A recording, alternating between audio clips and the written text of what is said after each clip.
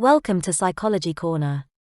This is the audio version of Skeptics Review, U.S. Congress Hearing on Unidentified Aerial Phenomena, July 2023. The premise.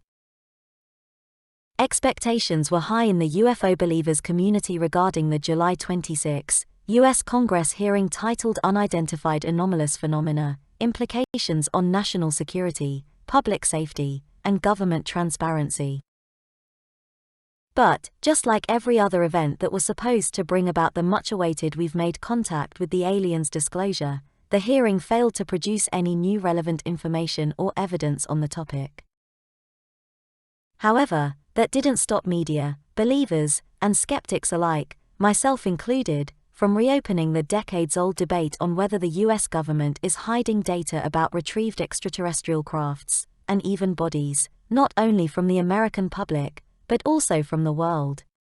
I jumped on that train as well, watched the entire hearing, tweeted, or X'd about it, and now I finally found the time to put all my thoughts about it together in a Skeptics Review article.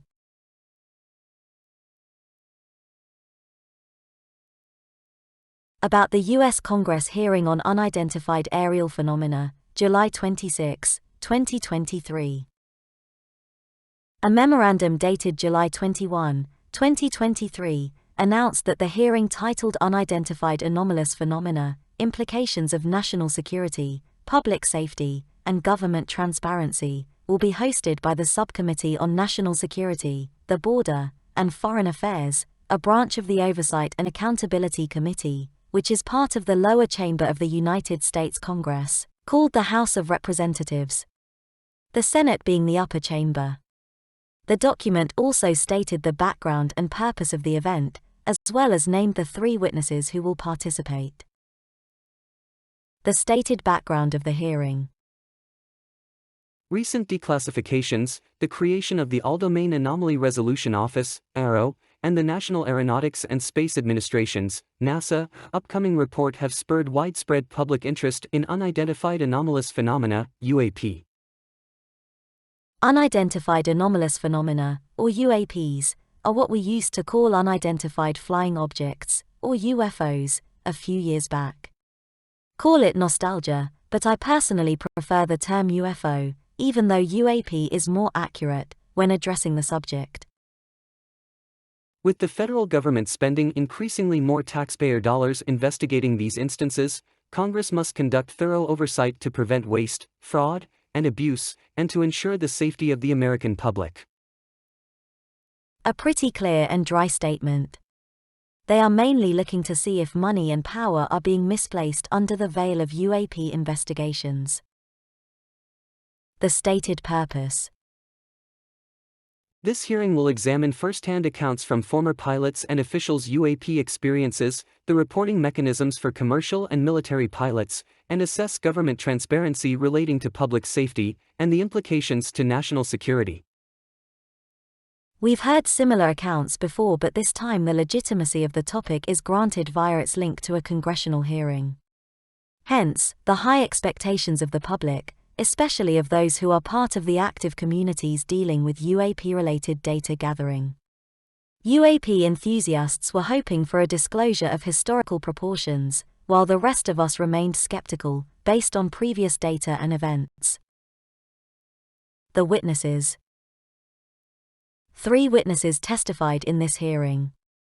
Ryan Graves, the executive director of the Americans for Safe Aerospace nonprofit organization.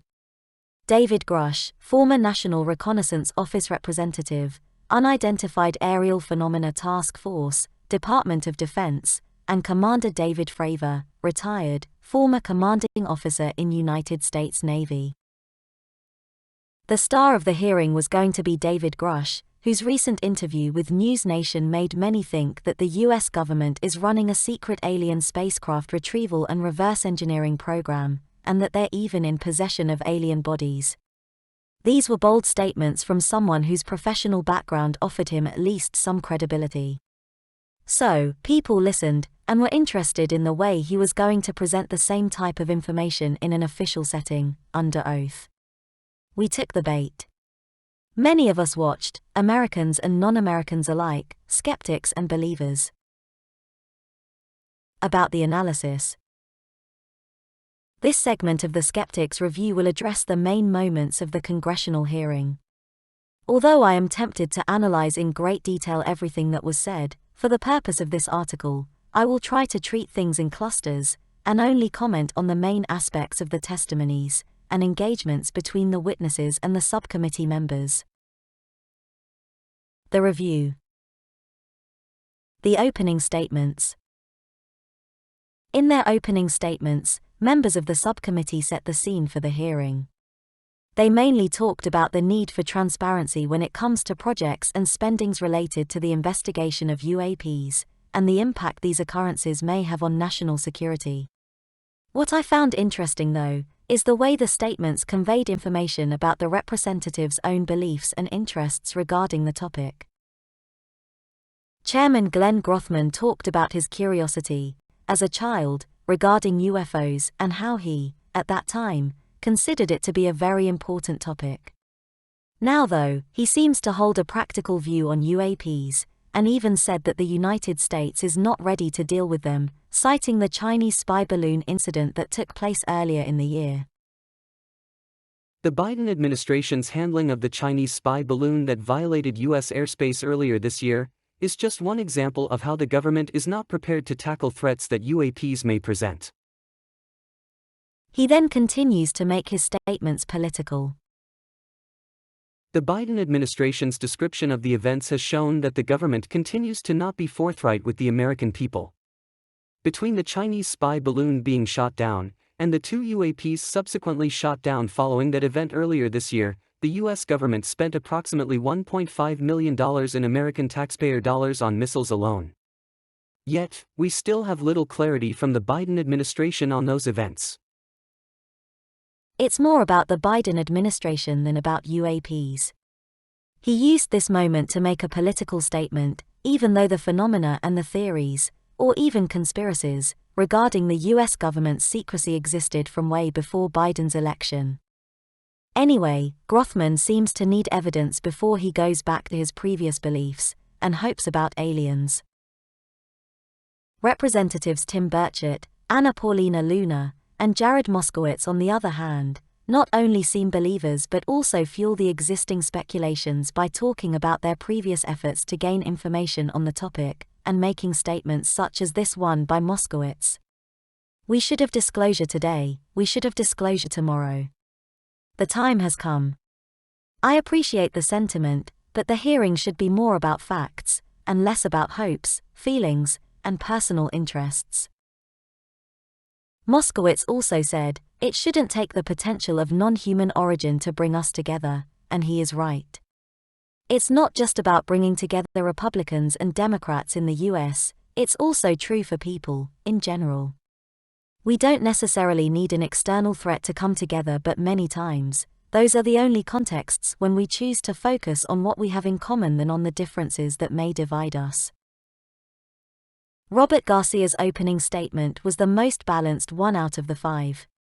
He stated the significance of the issue, and why it has to be addressed, but also referenced the testimony offered in front of the Senate by Sean Kirkpatrick, director of the All-Domain Anomaly Resolution Office, the component of the Department of Defense office that investigates UAP data, when he said that his unit has found no evidence of alien activity.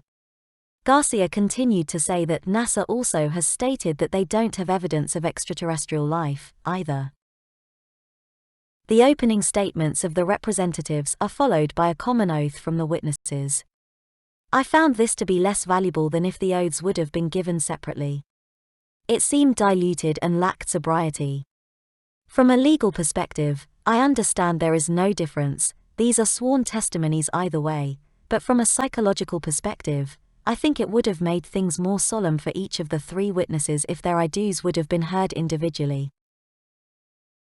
Ryan Graves, opening statement. Graves, a former F-18 pilot with over a decade of service in the U.S. Navy, confidently presented his first-hand experiences involving UAPs, and conveyed the collective concerns and interests of 30 more commercial and military pilots who, he claims, witnessed similar occurrences, but were discouraged to share them publicly, or even in a professional setting. In a highly structured statement, he identifies what he calls 3 critical issues that demand our immediate attention and concerted action. According to Graves, these issues are: UAP are in our airspace, but they are grossly underreported. The stigma attached to UAP is real and powerful and challenges national security. The government knows more about UAP than shared publicly, and excessive classification practices keep crucial information hidden. He then continued by recounting a personal experience involving UAPs, described why he thinks these phenomena defy conventional explanations, provided cumulative information gathered by his non-profit organization from commercial and military pilots, and suggested steps that can be taken to improve the reporting system regarding UAPs. Out of the 3 witnesses, I found Ryan Graves to be the most credible and composed. He stopped after voicing key points from his statement to make eye contact with the members of the subcommittee and the representatives. He seemed interested in both conveying authority and trust, as well as getting confirmation from the audience that he is being heard this time. The statement was well written, well structured, and well delivered. I believe that the panel of witnesses would have been perceived as weaker and less reliable had he not been a part of it. David Grush, opening statement. David Grush is a former intelligence officer, former National Geospatial Intelligence Agency's co-lead in Unidentified Anomalous Phenomena and Transmedium Object Analysis. He was also reporting to the UAP Task Force and the All-Domain Anomaly Resolution Office. I became a whistleblower, he says, through a PPD-19 urgent concern filing with the Intelligence Community Inspector General, ICIG, following concerning reports from multiple esteemed and credentialed current and former military and intelligence community individuals that the U.S. government is operating with secrecy, above congressional oversight, with regards to UAPs. Many words, but this fluffy sentence is only built on authority bias. We are supposed to believe him because multiple, esteemed and credentialed, sources allegedly reported to him information regarding the government's management of UAPs. He goes on to say, my testimony is based on information I have been given by individuals with a long-standing track record of legitimacy and service to this country, many of whom also shared compelling evidence in the form of photography, official documentation, and classified oral testimony.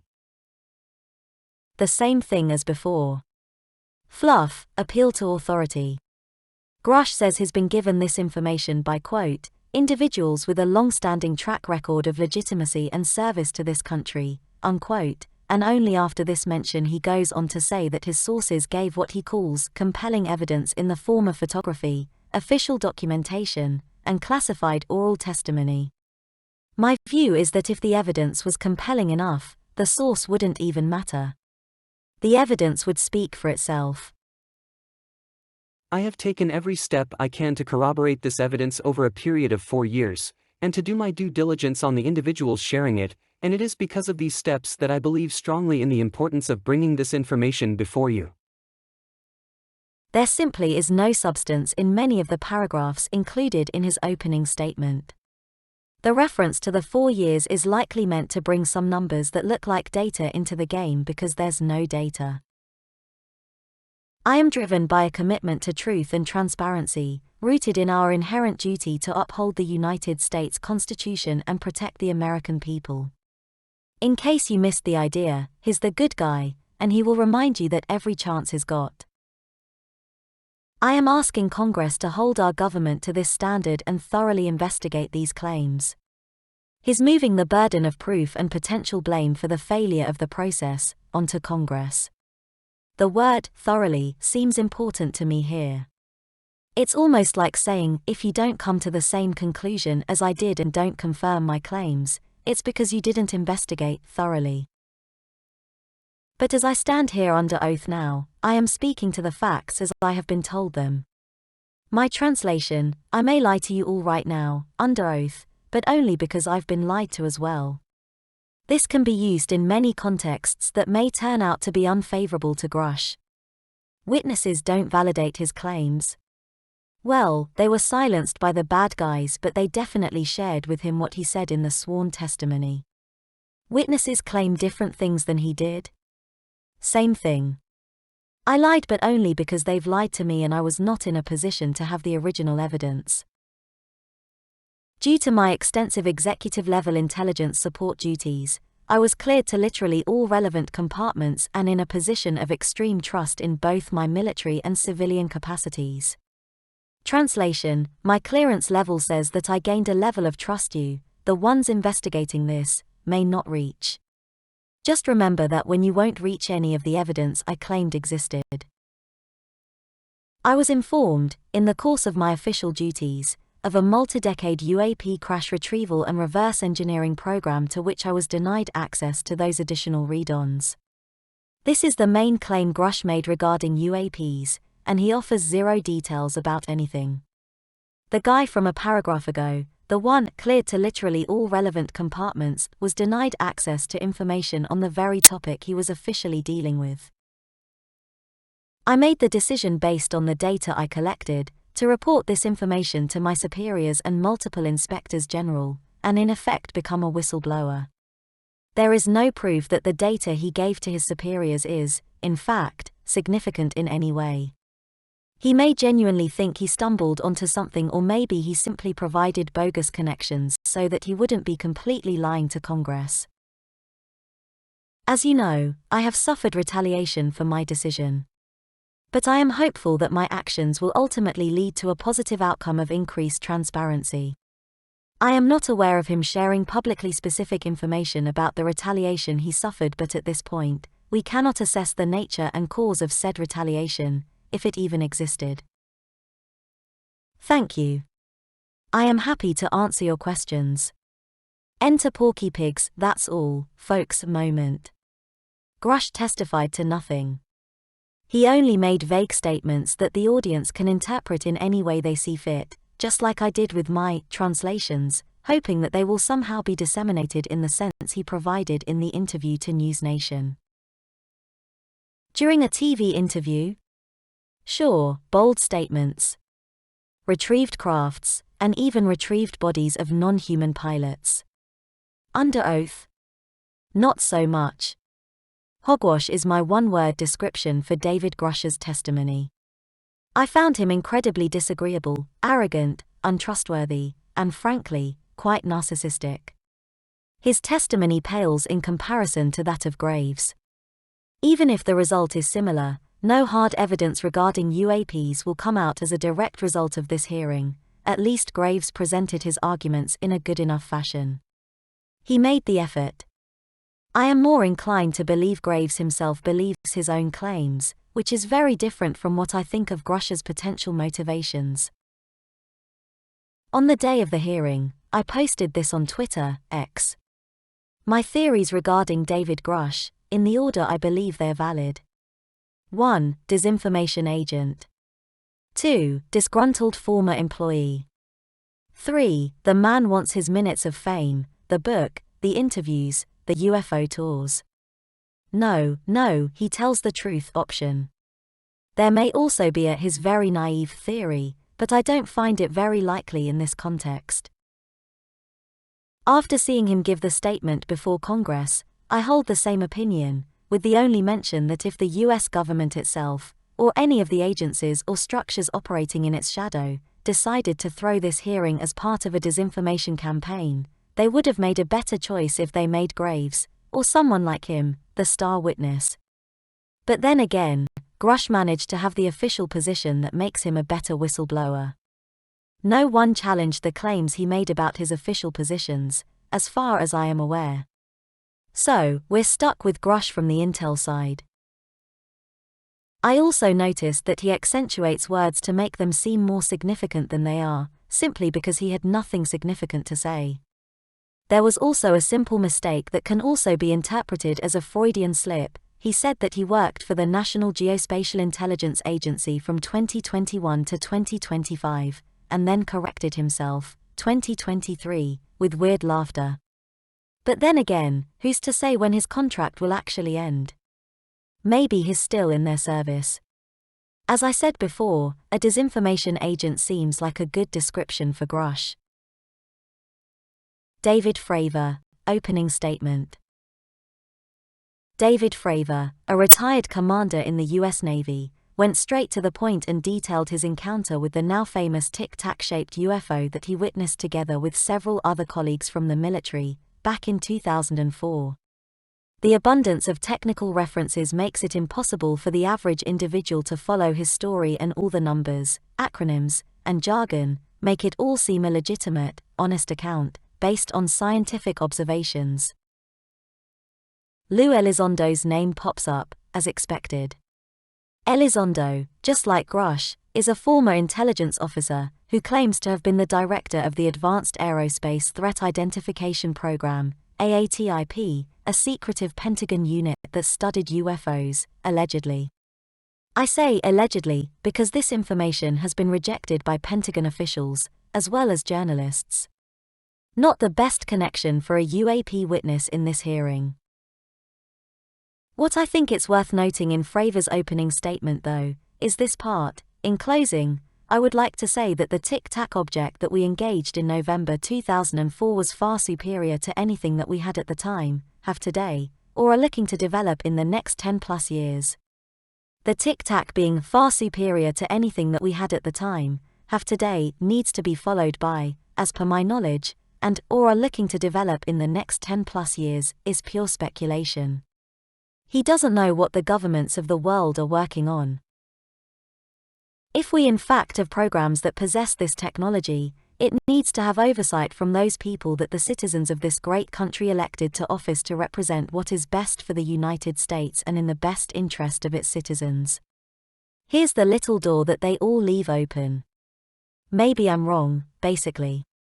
And there would be nothing wrong with that part, it would even show self-awareness, but in this context, I see it more as being a far way from the testimony he gave just minutes before, when he was so sure about the capabilities and the not of this world, his words, nature of the tic-tac. Can't have the cake and eat it too. I thank you for this time to speak with you today, and God bless America. Yes, he wants you to know he's a good guy as well. He's doing this out of patriotism. Okay. Noted. FRAVOR does strike me as someone who would serve his country, no matter what that meant. Even if the officials of the country would ask him to be a pawn in a disinformation game, that is. I didn't like the smirks, just like I didn't like Grush's laughter. It's like they're trying too hard to be perceived as good, honest, average guys. Questions from the subcommittee members and representatives. Now, to the fun part. This is where all the magic happened. The segment where the members of the subcommittee and the representatives asked the three witnesses a variety of questions provided the most relevant information that anyone can use to build a more definite opinion about the significance of this hearing. Some of the questions were to the point and sharp, while others were almost feeding the desired answers to the witnesses. Glenn Grothman mainly inquired about the implications of UAP regarding national security and the kind of information that was allegedly hidden from the public and Congress. All witnesses agreed that the UAPs pose a potential threat to the United States security, and Grush mentioned the way in which sensitive information regarding UAPs was restricted and not shared with intelligence professionals conducting step briefs to pilots. Robert Garcia asked things in a more direct manner. He was interested whether the UAPs could be nothing but some sort of anomaly. The witnesses explained why they do not think that to be the case, but the most significant question he had was addressed to David Grush. Robert Garcia. Mr. Grush, finally, do you believe that our government is in possession of UAPs? David Grush, absolutely. Based on interviewing over 40 witnesses over 4 years. Robert Garcia, and where? David Grush, I know the exact locations, and those locations were provided to the Inspector General and some of which to the intelligence committees. I actually had the people with the first-hand knowledge provide a protected disclosure to the Inspector General. If accurate, this could be an interesting thing to investigate further. I am not saying the UAPs he's talking about are of extraterrestrial origin, but maybe there's some sort of man-made craft that the producing state is not disclosing to the world, and figuring this part out could clarify the intentions of this state. Tim Burchett had one of the longest interactions with the three witnesses.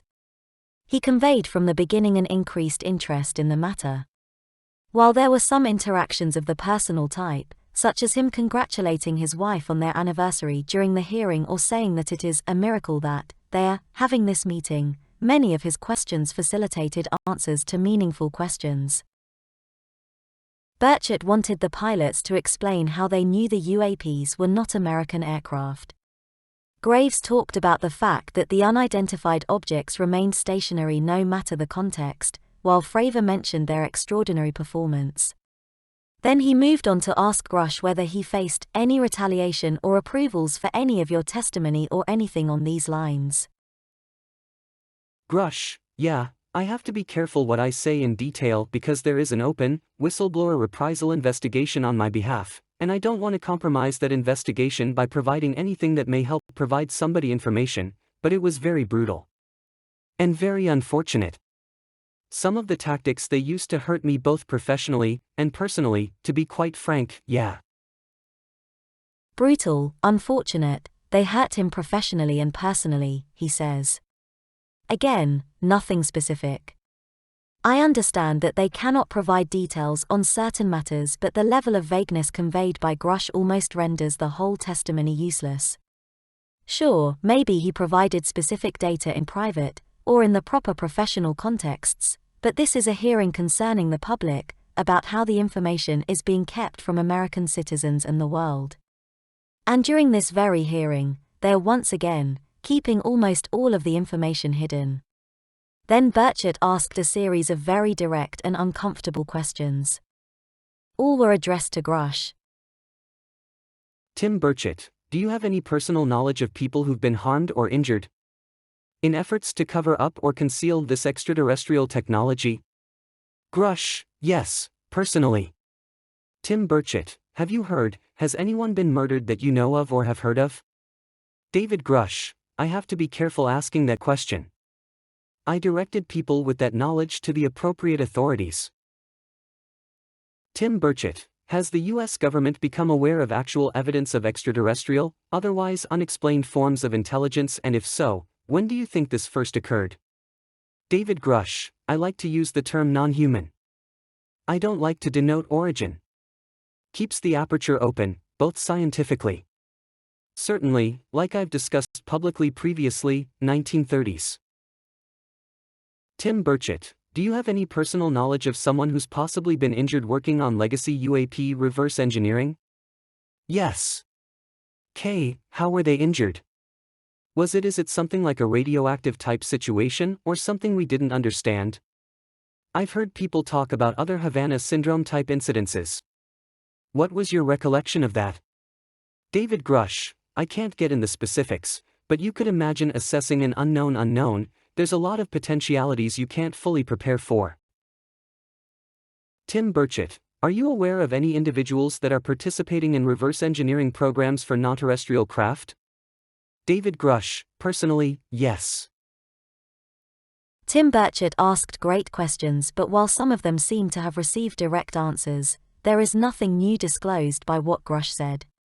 He already claimed that people suffer from working on UAP-related programs or for attempting to disclose information about them, but when he was asked about specific things, such as the types of injuries these people allegedly sustained, he failed to provide even a single example.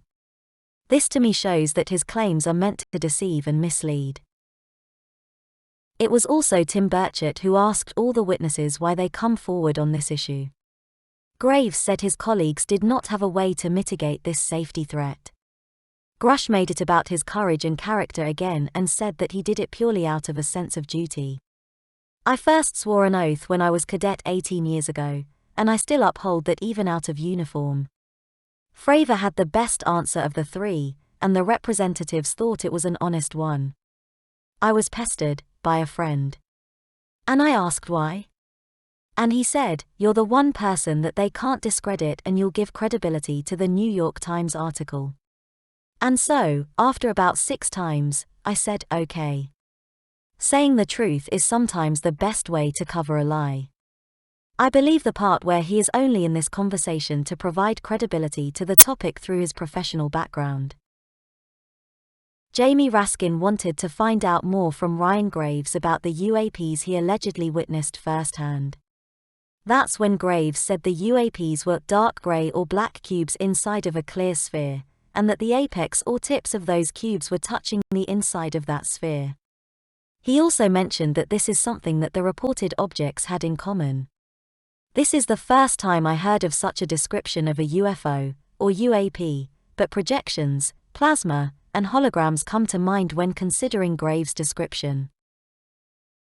Later in the hearing, Raskin got Graves to say that when it comes to one of the most vivid sightings of the sphere-like objects, he was not in any of the two aircraft that flew within about 50 feet of the object.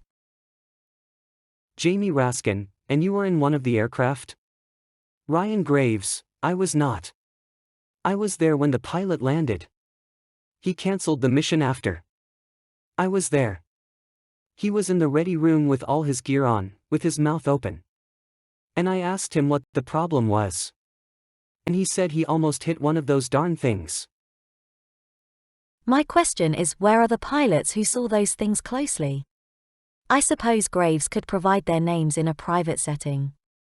Raskin then moved to ask both Grush and FRAVOR about how they were treated after coming forward with the information on UAPs. And here's where things got really interesting for me. Grush's response was, well, it's only been in about 2 months or so.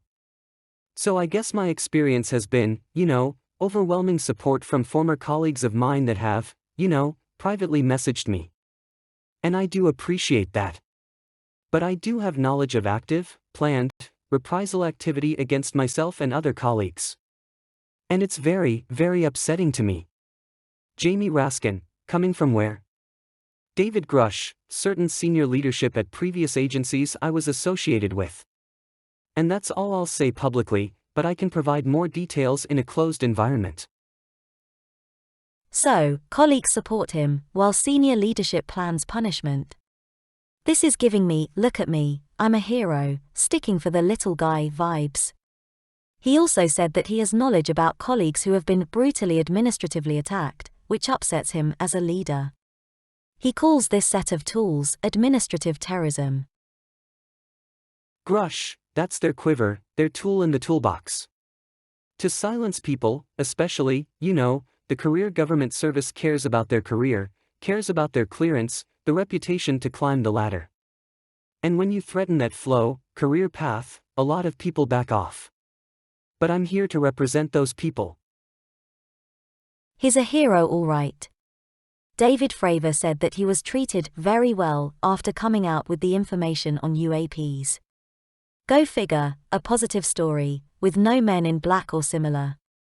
FRAVOR also said that he is not a UFO fanatic, that he just thinks that what he witnessed is incredible technology, and that he told his colleagues that he would like to fly it.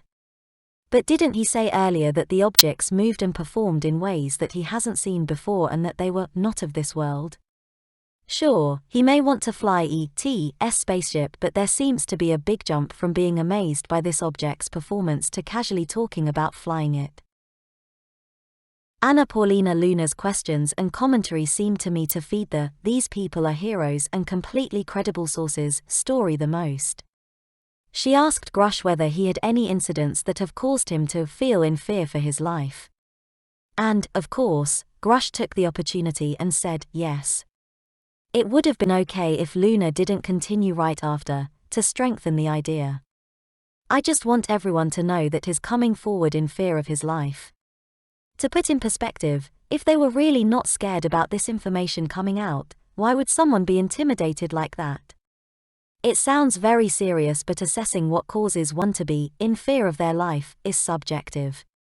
This is emotional reasoning. If they feel afraid, then this situation must be truly dangerous. And then she offered Grush the opportunity for even more clarifications of otherwise problematic statements and claims that he made in the News Nation interview.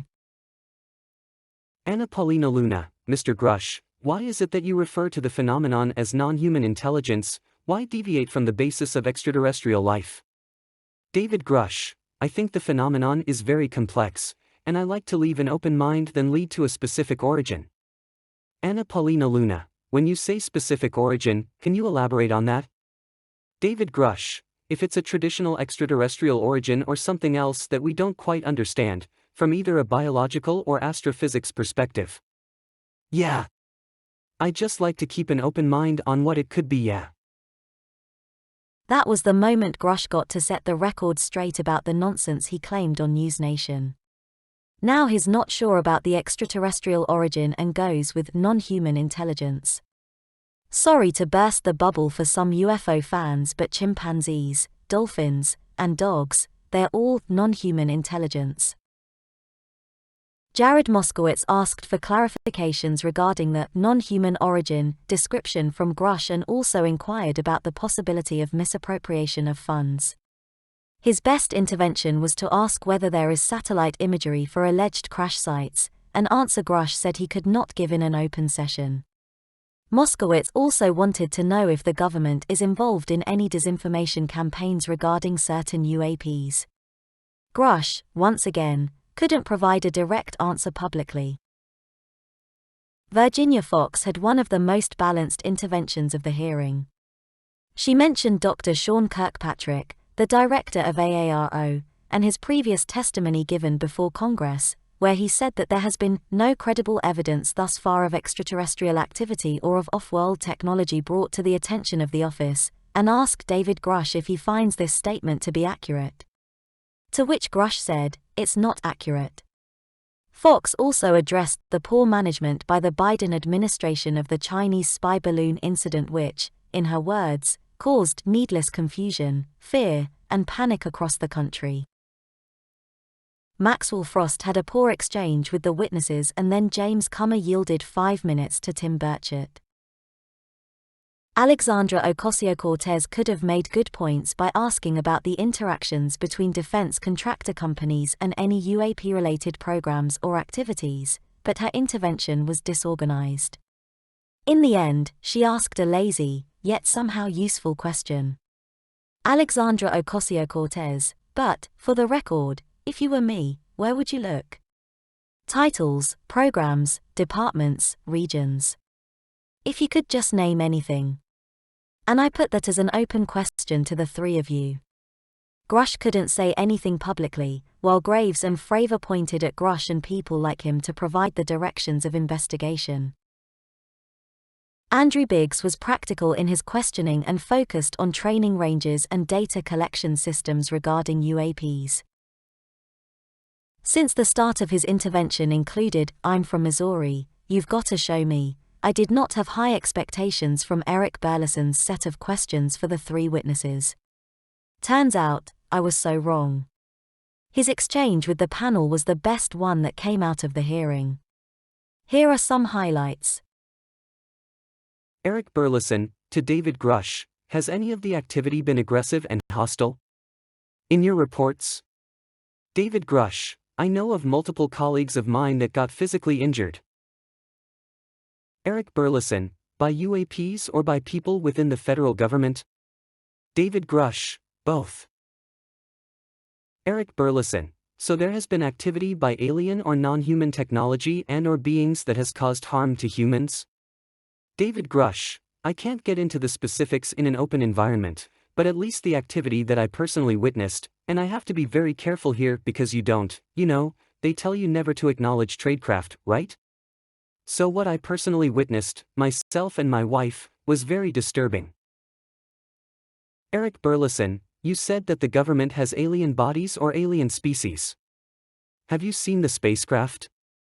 David Grush, I have to be careful to describe what I've seen firsthand, and not in this environment, but I could answer that question behind closed doors here.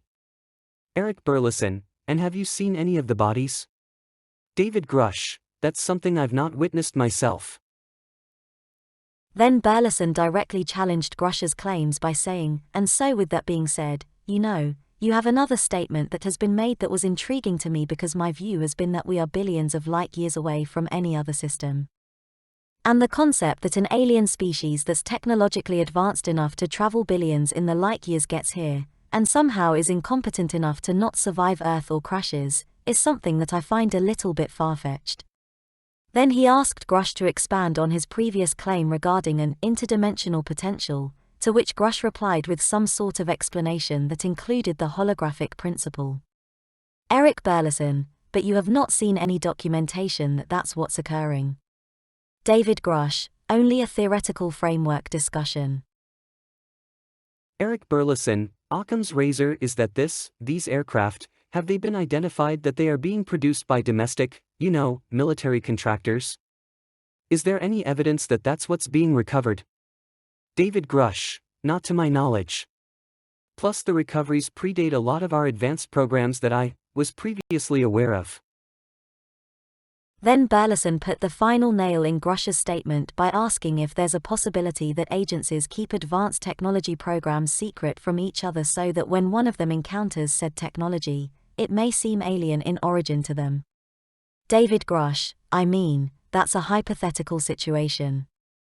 I'm not aware of any historical situation that would match what you described. Matt Gaetz' intervention was decent but brought nothing new to the conversation. The next impressive exchange followed, though. Nancy Mace used her time perfectly to maximize the direct answers from the three witnesses on a variety of relevant issues. She asked whether there were any repercussions for the witnesses when it comes to their superiors. They all said no. A very bold question followed. Do you believe there's an active disinformation campaign within our government to deny the existence of UAPs? Yes or no? Graves had no answer. Grush said yes, and FRAVOR said that he is positive regarding the past, mentioned Project Blue Book, but then said that he doesn't speak for the present US government. It was also Mace who inquired about the percentage of UAPs that go unreported. Ryan Graves's response put this percentage at 95%, which, if true, indeed represents a problem potentially affecting both the US national security and human knowledge. The questions Mace had for Grush were very direct and challenged his previous claims. Nancy Mace, do you believe our government has made contact with intelligent extraterrestrials? David Grush, something I can't discuss in a public setting. Nancy Mace, if you believe we have crashed craft, stated earlier, do we have the bodies of the pilots who piloted this craft? David Grush, as I've stated publicly already in my News Nation interview, biologics came with some of these recoveries. Nancy Mace, were they, human or non-human biologics? David Grush, non-human, and that was the assessment of people with direct knowledge on the program I talked to, that are currently still on the program. Nancy Mace, and was there documentary evidence, video, photos, eyewitness? How would that be determined? David Grush, the specific documentation I would have to talk to you and SKIF about. Note: SKIF is an acronym for Sensitive Compartmented Information Facilities. Finally, Mace asked Grush for specific witnesses, agencies, sub-agencies, contractors, individuals, who he thinks should be called in the next hearing on UAPs. David Grush, I can give you a specific, cooperative, and hostile witness list of specific individuals that were in those. Nancy Mace, and how soon can we get that list? David Grush, I'm happy to provide that to you after the hearing. Nancy Mace was simply amazing in her ability to not only get the three witnesses to be very specific about their claims but also made Grush promise a list of names that can help the US Congress get to the bottom of this issue. Well done. I would have liked to see this kind of rapid, relevant, structured interaction from all the members of the committee and representatives who got the chance to ask questions during the hearing. The last two members of the committee to ask questions in the UAP hearing, Nick Langworthy and Andrew Ogles, both managed to extract meaningful answers from Graves, Grush, and FRAVOR. Nick Langworthy asked FRAVOR to give even more details about the Tic Tac incident. The bit of FRAVOR's response that got my attention was the following. It knew exactly what it was doing. It was aware of our presence, and it had acceleration rates. That's a bold type of speculation about the Tic Tac's intentions, and its pilots' knowledge and awareness regarding the environment, and the interaction with the human pilots witnessing it. This is the kind of interpretation that makes me question FRAVOR's ability to think critically about the alleged UAPs. Andrew Ogles had several great questions for the panel of witnesses. They mainly centered on the topic of national security. Ogles asked if the UAPs could be collecting reconnaissance, probing the US military's capabilities, including nuclear, and whether they provide an existential threat to the national security of the United States.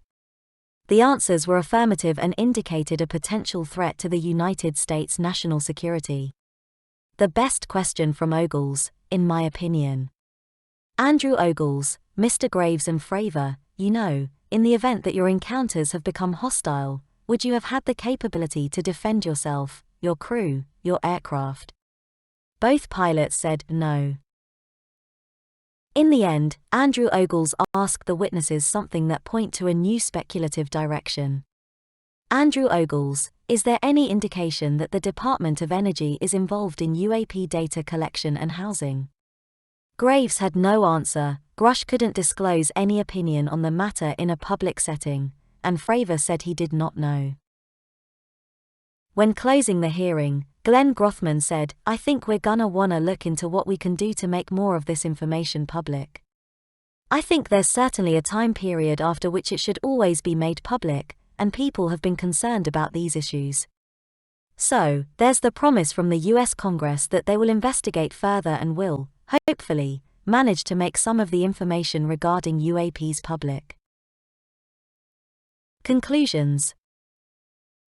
The US Congress hearing on UAPs from July 26 brought nothing new when it comes to evidence that the US government, or any other government, is in possession of knowledge regarding alien beings, or alien technology. We've seen these things before. Military pilots coming forward with personal accounts of UFOs, intelligence officers claiming they have knowledge of classified information that prove that we are not alone in the universe. Think Bob Lazar and Luis Elizondo. Think of the entire disclosure project led by Stephen Greer. This is not new. The fact that we still have no hard evidence regarding UAPs being linked to alien technology, or interdimensional beings, is still very telling about the validity of these claims and events, no matter how serious and official some may claim to be. The time for, "I have the data but I cannot show you," and "I think I saw something I did not understand, so it must be alien," has passed. Show us the evidence. We will analyze and come to our own conclusions. Otherwise, there can be dozens of so-called whistleblowers and witnesses, the facts remain. An anecdote is not evidence and more anecdotes are not better than one. As for this specific hearing, well done on yet another disinformation and diversion campaign, dear United States government. That is my main interpretation of the event. Whether they only try to move the public's attention from the many social, political, and economic issues that plague the United States right now, or try to cover up the technological advancement of their military, I cannot say. UAP is a broad subject. It can stretch to cover many things, as needed at a certain moment in time. This too has been done before. Governments, in general, and the US government, in particular, have been proven to lie in a variety of ways to their own citizens and obviously, to their enemies. Most of the time they will claim it's for national security purposes, and the July hearing on UAPs is no exception. I still call it lying to your people and the world. And if you, indeed, must lie, at least don't try to make a fool out of everyone in the target audience. Maybe come up with something better, smarter than aliens when you build your next PSYOP, eh?